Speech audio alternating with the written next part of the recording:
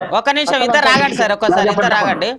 చందు గారు, మీ నాయకుడు క్యాబినెట్కు రాకపోవడానికి కారణం, అట్లాగే గ్రామీణ శాఖకు సంబంధించిన సమీక్ష జరుగుతున్నప్పుడు రాకపోవడానికి కారణం, అట్లాగే తీర్థయాత్రకు వెళ్తున్నాడు, వెళ్ళొచ్చు, ఎవరైనా తీర్థయాత్ర వెళ్ళొచ్చు, భక్తికి సంబంధించి వాళ్ళ అంతర్గత సమస్య, ఎవరికైనా స్వేచ్ఛ ఉంటుంది, ఎక్కడికైనా వెళ్ళే స్వేచ్ఛ ఉంటుంది. కానీ ఒక శాఖకు సంబంధించింది, తన ఆధీనంలో ఉన్న శాఖకు సంబంధించింది ఒక సమీక్షా సమావేశం జరుగుతున్నప్పుడు కనీసం అటెండ్ అయ్యి నాకు ఈ ప్రాబ్లం ఉంది, నేను వెళ్ళిపోతున్నాని బాబు గారితో చెప్పి వెళ్ళిపోయే అవకాశం కూడా ఉంది. అది కాకపోయినా ఫోన్లో సంభాషణ, బాబు గారే ఫోన్ చేసినప్పుడు ఆ ఫోన్కు స్పందించి నాకు అనారోగ్యంగా ఉంది, నేను రాలేకపోతున్నా, అక్కడ నాదేండ్ల మనవరు ఉన్నారు, ఇతర వాళ్ళు ఉన్నారు, వాళ్ళందరితో చర్చించండి లేదా చెప్పినా ఈ ప్రాబ్లం వచ్చేది కదా.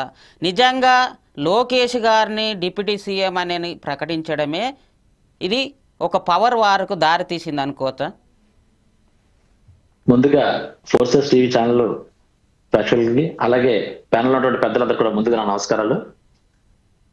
మరి పవన్ కళ్యాణ్ గారు కేబినెట్ మీటింగ్ రాలేదని చెప్పని చంద్రబాబు నాయుడు గారి మధ్య ఇద్దరి మధ్య విభేదాలు ఉన్నాయని అంటారు.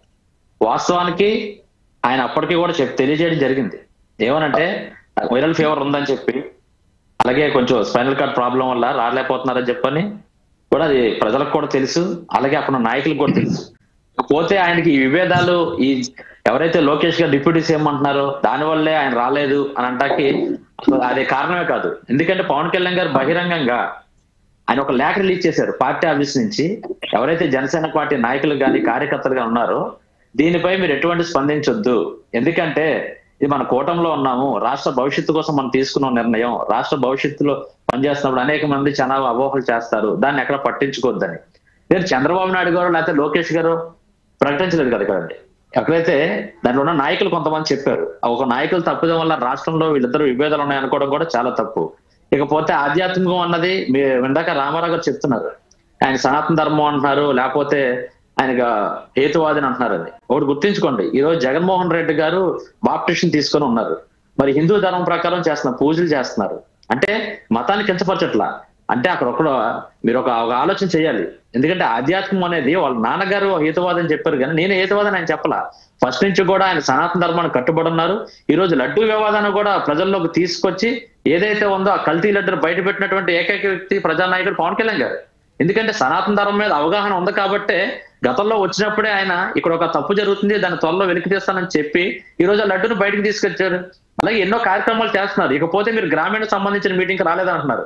గ్రామీణ మీటింగ్ సంబంధించి రాలేదు కరెక్టే, కానీ ఈ రోజు గ్రామీణంలో కానీ పంచాయతీరాజ్ శాఖ కానీ అనేకమైనటువంటి కార్యక్రమాలు ఒకేసారి గ్రామ సభలో ఇప్పటి వరకు ఎప్పుడే జరగల.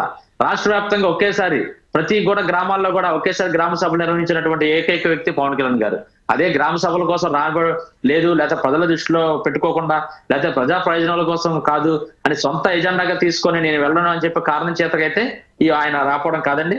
ప్రజల మెయిన్ ఆయన ఉన్నది కూటమితో కలుపుకున్నదే కేవలం రాష్ట్ర భవిష్యత్తు కోసం.